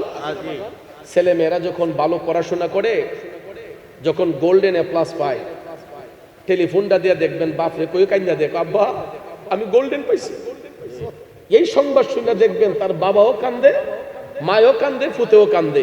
এটা কষ্টের কান্না না, এটা আনন্দের কান্না। পরিশ্রম সার্থক হয়েছে এই জন্য। ঠিক না ঠিক?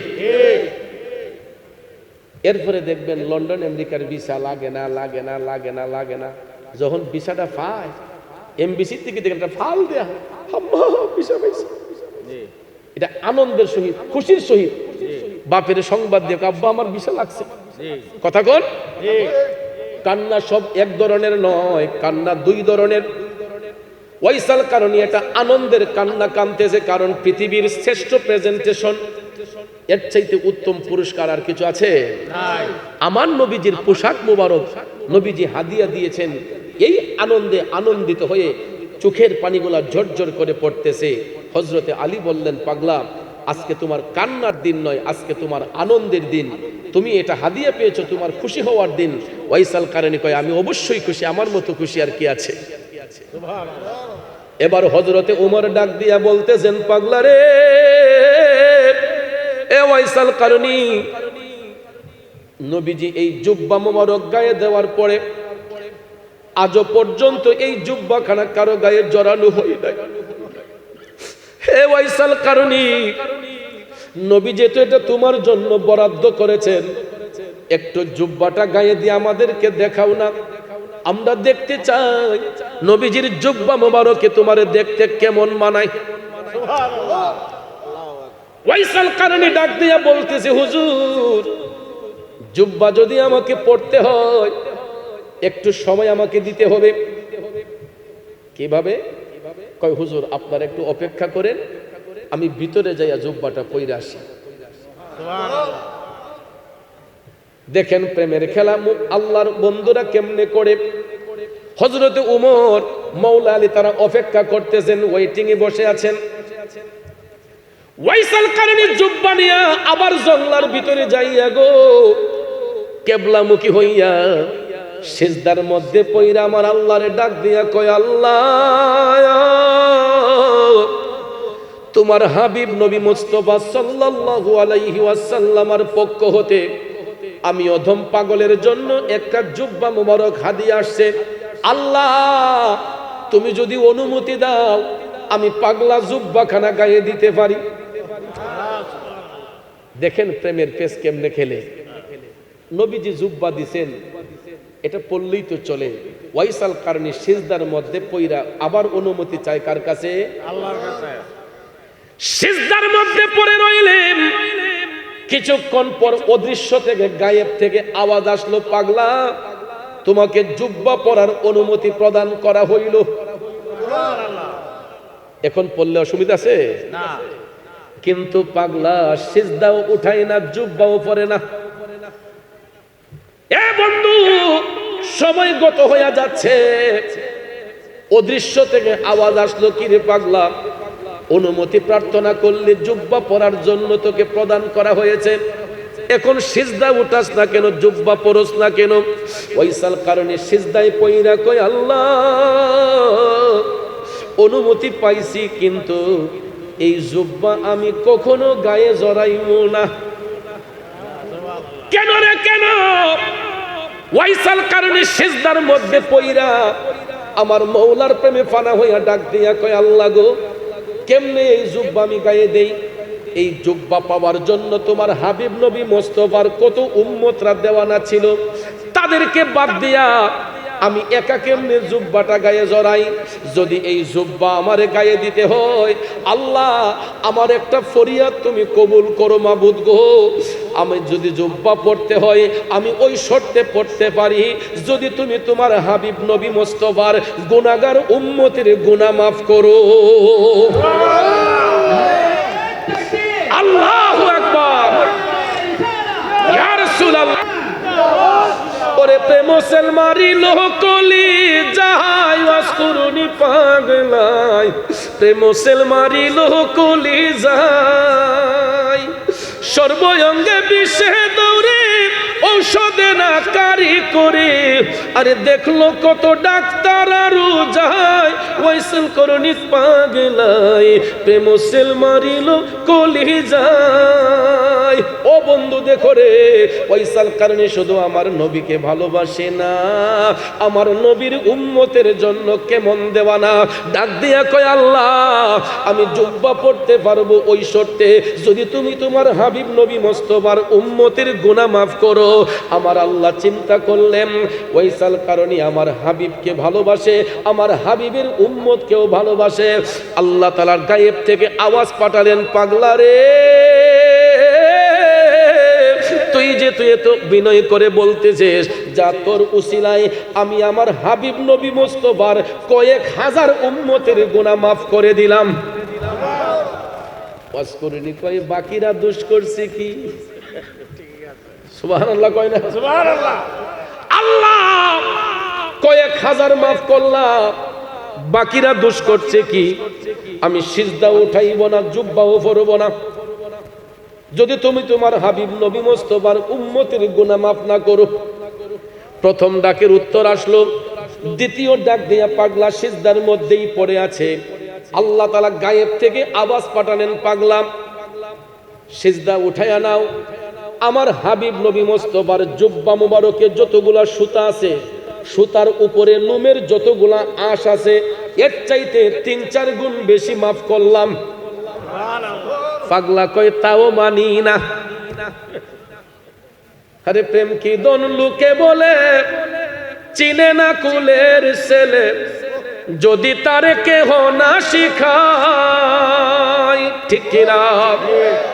মালিক তুই আমার প্রেম শিখাইয়া কোন দোষে যাবে ছাড়িয়া, আরে প্রেম ফাঁসি লটকায়া গলায় অস্কুরনি পাগলাই, প্রেম সেল মারিল কলি যায়। এ বন্ধু রে বন্ধু, পাগলা ডাক দিয়া কয়, কয়েক হাজার মাফ করলেও কাম হইব না।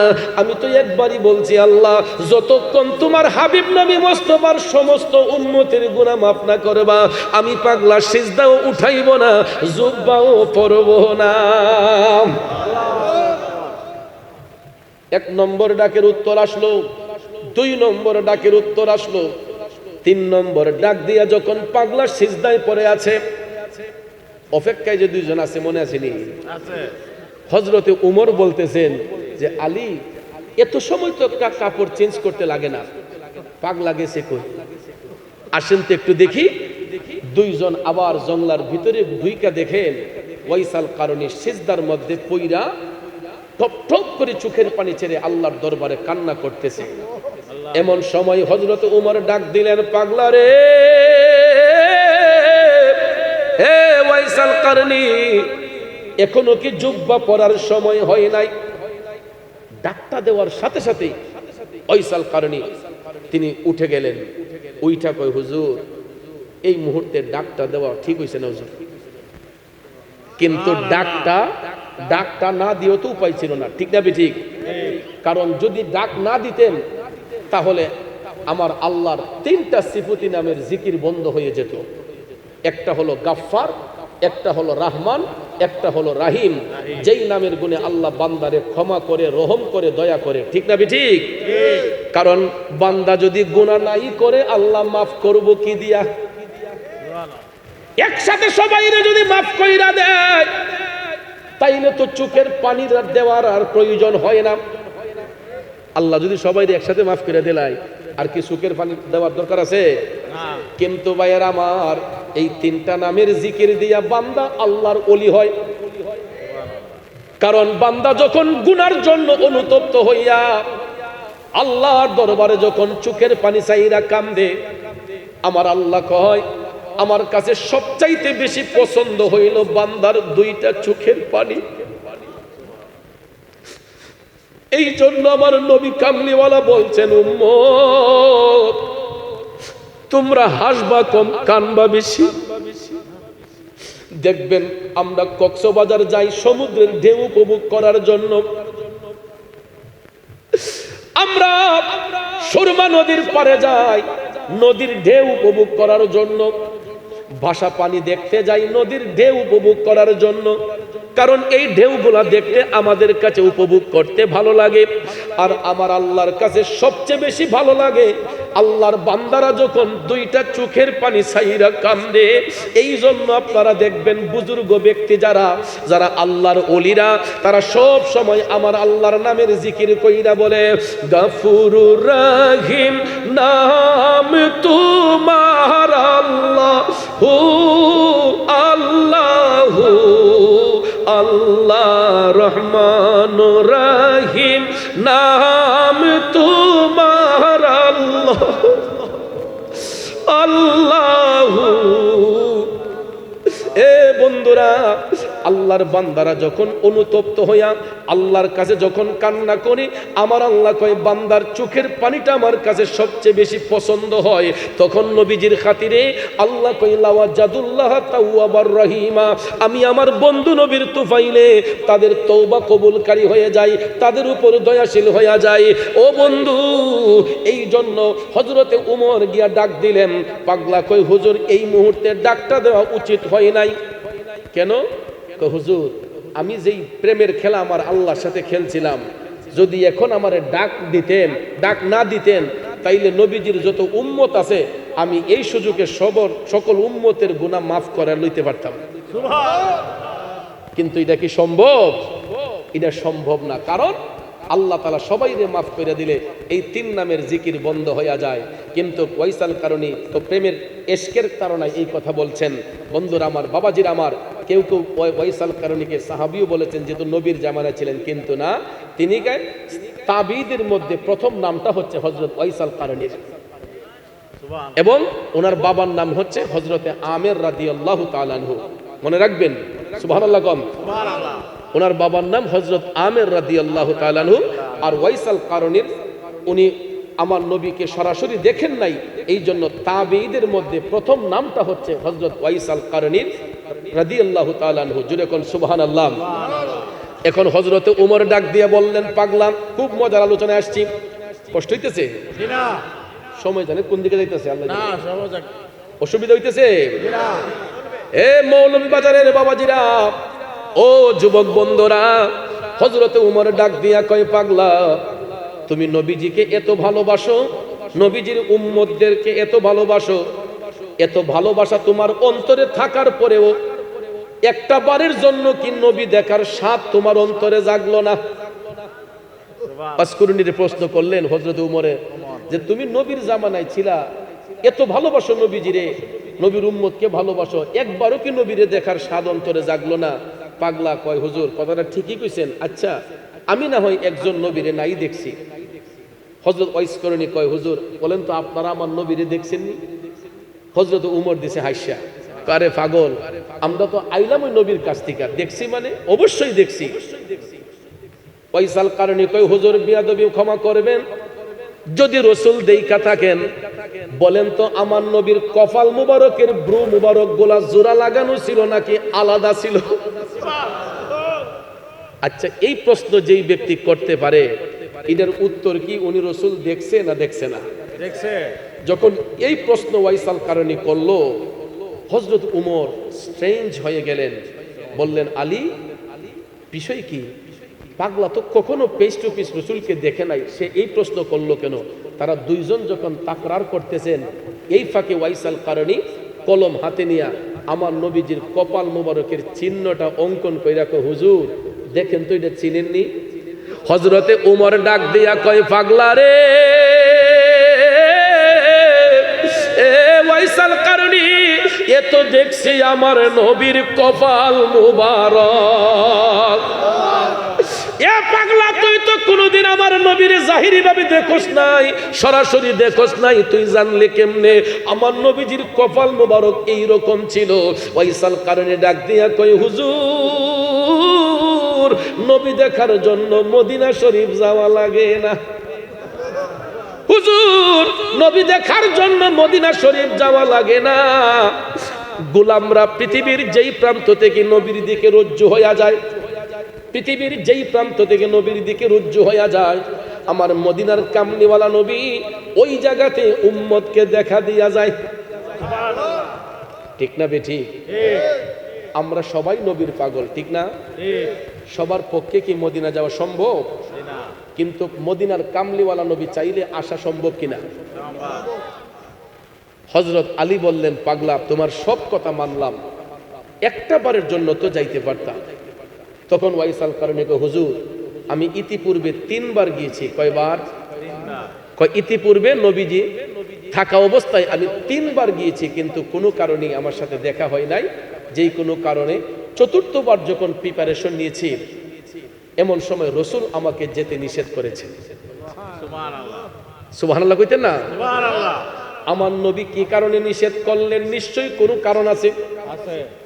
এখান থেকে মেশকাত শরীফের একটা বর্ণনা পাইলাম, এই জায়গা থেকে মেশকাত শরীফের একটা বর্ণনা এসেছে, আমার নবী কি কারণে নিষেধ করলেন। কারণ ওয়াইসাল কারণীর কাদের মধ্যে একটা গাইড থাকতো, এই গাইটের ভিতরে কি ছিল জানেননি? এই গাইটের ভিতরে ছিল ওনার গর্ভধারিণী মা। ওরে মা বিনে বান্ধব নাই রে, মা বিনে বান্ধব নাই রে, এই যে সোনার দুনিয়ায়, ভেবে দেখো কি করছো এই মায়ের লাগিয়া, ভেবে দেখো কি করছো এই মায়ের লাগিয়া। বন্ধু, ওয়াইসাল কারণের গাইটের ভিতরে ওনার মা দুঃখিনীকে যেখানে যাইতেন সাথে করে নিয়ে যেতেন, যাতে মায়ের সেবার মধ্যে ত্রুটি না হয়, সেবার মধ্যে কোনো গাফলতি না হয়। মায়ের সেবা করার মতো অন্য কোনো লোক ছিল না। এই জন্য আমার মদিনার কামলিওয়ালা নবী দিদার দিয়ে বলেছেন, পাগলা তুই আসার দরকার নাই, তুই তোর মার সেবা কর, আমি রাসূল আয়েশা তোরে দেখা দিয়া যাইমু। আল্লাহু আকবার, ইয়া রাসূলুল্লাহ। মা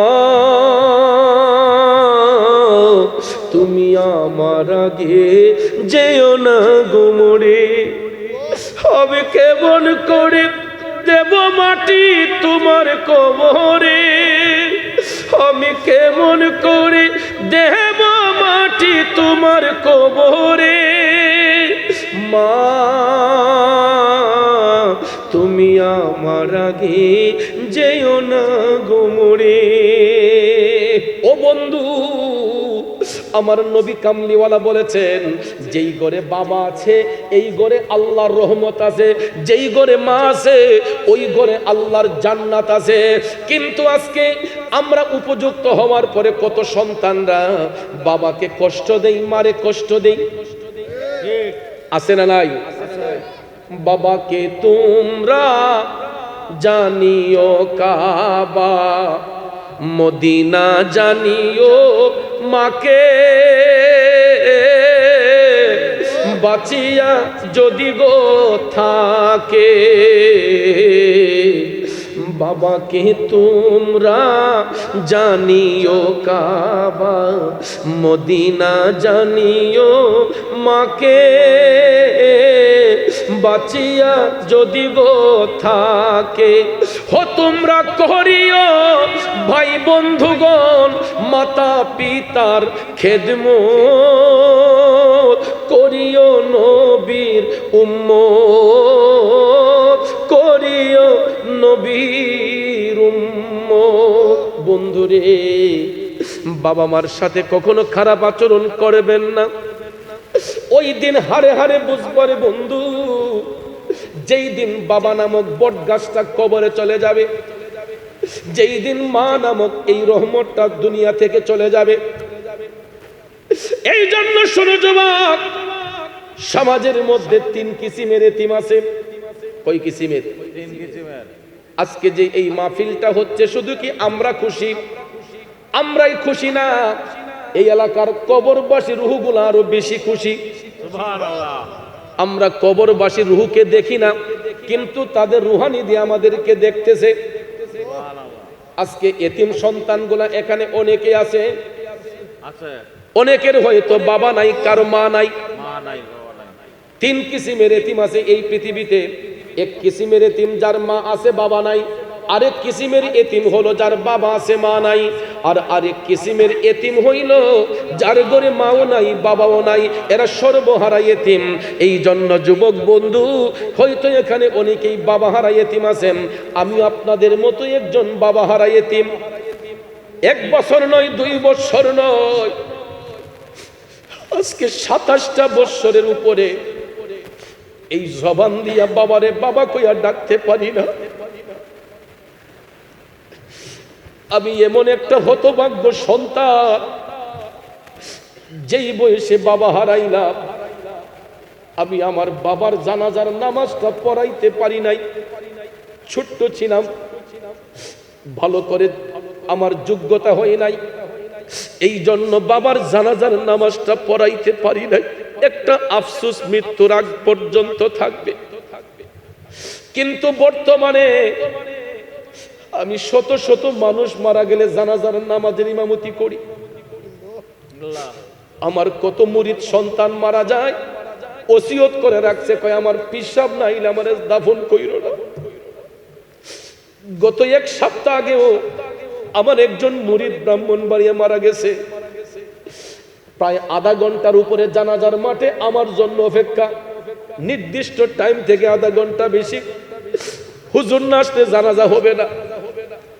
আমি শত শত মানুষের জানাজার নামাজের বর্তমানে ইমামতি করি, নিজের বাবার জানাজার নামাজটাই পড়াইতে পারি না।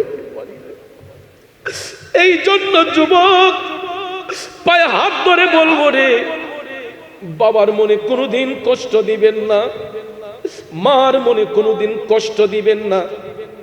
আমি আমার মাকে নিয়ে গর্ব করি, কারণ প্রায় সময় মাহফিল শেষ করতে করতে রাত 1টা হয়, 2টা হয়, 3টা হয়।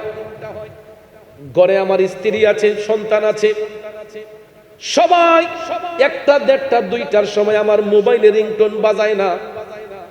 প্রায় সময় আমি লক্ষ্য করি রাত 2টা, 2:30টার সময় মোবাইল ফোনের রিংটোনের শব্দ হয়।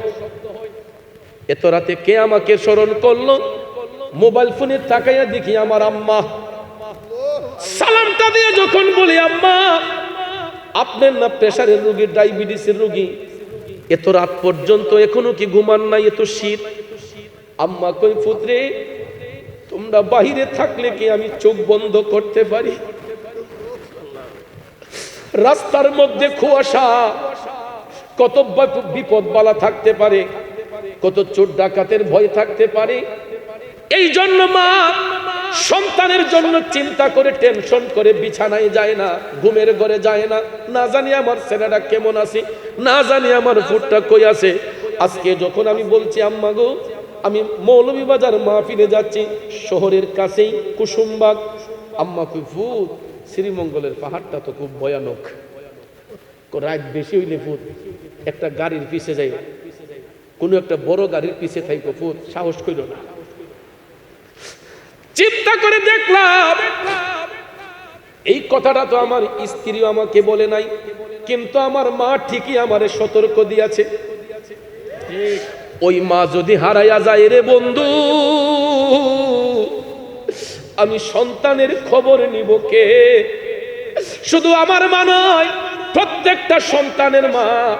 তার জাদু যদি মায়ের চোখের আড়ালে থাকে, একটা মাও ঠিক মতো খায় না, ঠিক মতো ঘুমায় না। কথা বলেন ঠিক না ঠিক? এই ছেলে যদি কোথাও যায়, মার মনে শান্তি নাই, কখন আসবে জাদু ফিরিয়া? ঠিক কিনা কন বন্ধু? ওই মা যদি অন্ধকার কবরে থাকে, মাহফিলের মুনাজাত না দেওয়া পর্যন্ত মাহফিল ছেড়ে যাইও না। এরা অপেক্ষা করতেছে কখন আমরা সবাই মিলিয়ে বলবো ওয়াকুর রব্বির হামহুমা কামা রব্বায়ানি সগীরা। এই শব্দটা শোনার অপেক্ষায় কবরবাসীরা অপেক্ষমান আছে। এই জন্য যুবক একটা কথা স্মরণ রাখবেন, পৃথিবীর সব শূন্যস্থান পূরণ করা যায়, 2টা শূন্যস্থান কোনোদিন পূরণ করা যায় না। যদি ঘরে মা বাবা না থাকে, মা যদি না থাকে, বাবা যদি না থাকে, এই 2টা গ্যাপ অন্য কোন নারী পুরুষকে দিয়ে পূরণ করা সম্ভব না। বন্ধু মরলে বন্ধু পাওয়া যায়, ভাই মরলে আরেকটা ভাইরে ভাই ডাকা যায়, বোন হারিয়ে গেলে আরেকটা বোন ডাকা যায়। কিন্তু মা বাবা যদি হারিয়ে যায়, এই 2টা আসন কোনো কিছু দিয়ে পূরণ করা সম্ভব হয়। এই জন্য কবি বলেছেন, তোমরা কোনো দিনও মা বাবার দিলেতে আঘাত দিও না। ওরে পৃথিবীতে মায়ের মতো আপন কেউ হবে না, পৃথিবীতে বাবার মতো আপন কেউ হবে না। তোমরা কোনো দিনও মা বাবার দিলেতে আঘাত দিও না, তোমরা কোনো দিনও মা বাবার মনেতে কষ্ট দিও না।